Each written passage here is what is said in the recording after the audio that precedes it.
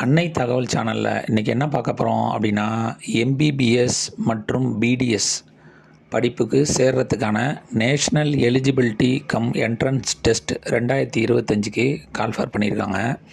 இதுக்கு application date என்ன கொடுத்துருக்காங்க அப்படின்னா 7/2/2025லேருந்து 7/3/2025 வரலும் ஆன்லைன் மூலயமா விண்ணப்பிக்கலாம் அப்படின்னு சொல்லியிருக்காங்க.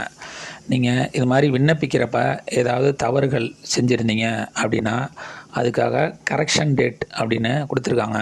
அது 9/3/2025லேருந்து 11/3/2025 வரலும் பண்ணிக்கலாம் அப்படின்னு சொல்லியிருக்காங்க. எக்ஸாம் சென்டர் டேட் உங்களுக்கு எந்த இடத்துல எந்த ஊரில் எக்ஸாம் நடக்க போகுது அப்படிங்கிறதுக்கு 26/4/2025 அன்னைக்கு தெரிவிப்போம் அப்படின்னு சொல்லியிருக்காங்க. அட்மிட் கார்டு டவுன்லோட் பண்ணுறதுக்கு 1/5/2025லேருந்து அட்மிட் கார்டு டவுன்லோட் பண்ணிக்கலாம் அப்படின்னு சொல்லியிருக்காங்க. எக்ஸாம் டேட்டு 4/5/2025 மதியம் 2 மணிலேருந்து 5 மணி வரலும் நடக்கும் அப்படின்னு சொல்லியிருக்காங்க.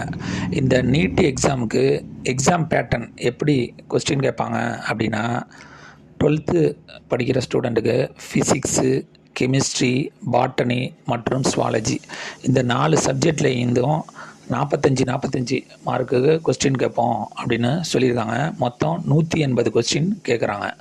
அந்த 180 கொஸ்டினுக்கும் ஒவ்வொரு கொஸ்டினுக்கும் 4 மார்க், கரெக்டான மார்க்குக்கு 4 மார்க் கொடுப்போம். ஒரு கொஸ்டின் கரெக்டாக எழுதிருந்தீங்க அப்படின்னா அதுக்கு 4 மார்க்கு, மொத்தம் 720 மார்க்குக்கு நீங்கள் பரீட்சை எழுதுறீங்க அப்படின்னு சொல்கிறாங்க.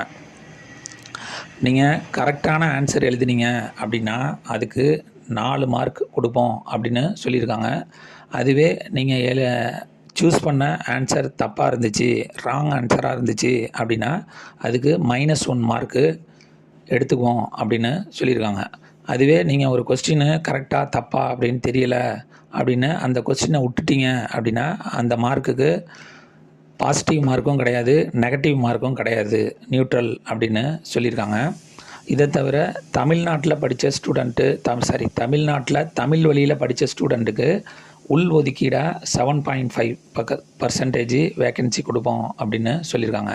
இந்த நீட் எக்ஸாமுக்கு அப்ளை பண்ண போகிற ஸ்டூடெண்ட்ஸு என்னென்ன டாக்குமெண்ட்லாம் எடுத்துகிட்டு போகணும் அப்படிங்கிறத ஒன் பை ஒன்னாக பார்க்கலாம். First passport size photo. அந்த பாஸ்போர்ட் சைஸ் ஃபோட்டோவில் உங்களோட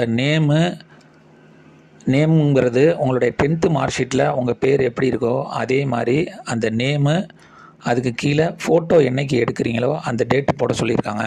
இதை தவிர ஃபோட்டோவுக்கு பேக்ரவுண்டு ஒயிட்டாக இருக்கணும் அப்படின்னு சொல்லியிருக்காங்க. அதே மாதிரி ஃபோட்டோ பாஸ்போர்ட் சைஸ் ஃபோட்டோவில் இதே மாதிரி பண்ணுங்கள். இன்னொன்று போஸ்ட் கார்டு சைஸ் ஃபோட்டோ, அப்படி இல்லைன்னா மேக்ஸி சைஸ் ஃபோட்டோ அப்படின்னு சொல்லுவாங்க. அந்த போஸ்ட் கார்டு சைஸ் ஃபோட்டோவில் name with photo, name means உங்களுடைய 10th மார்க் ஷீட்டில் உங்கள் பேர் எப்படி இருக்கோ அதே மாதிரி நேமு மற்றும் ஃபோட்டோ என்றைக்கு எடுக்கிறீங்களோ அந்த டேட்டை போட சொல்லியிருக்காங்க. ரெண்டாவது ஃபோட்டோ 1/1/2025க்கு பிறகு எடுத்த ஃபோட்டோவாக தான் இருக்கணும் அப்படிங்கிறதையும் மென்ஷன் பண்ணியிருக்காங்க.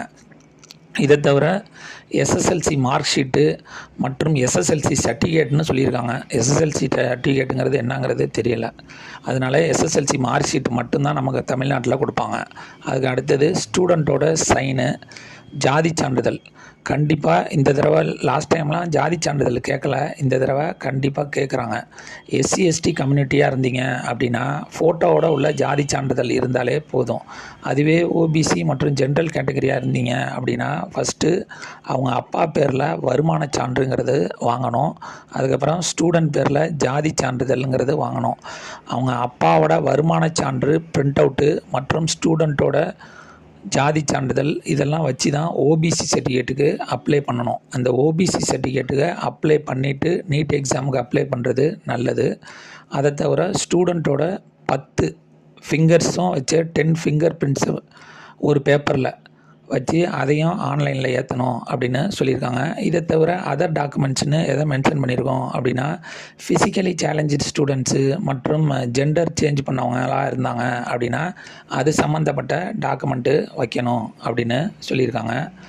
விண்ணப்பித்து டாக்டர் ஆகுக.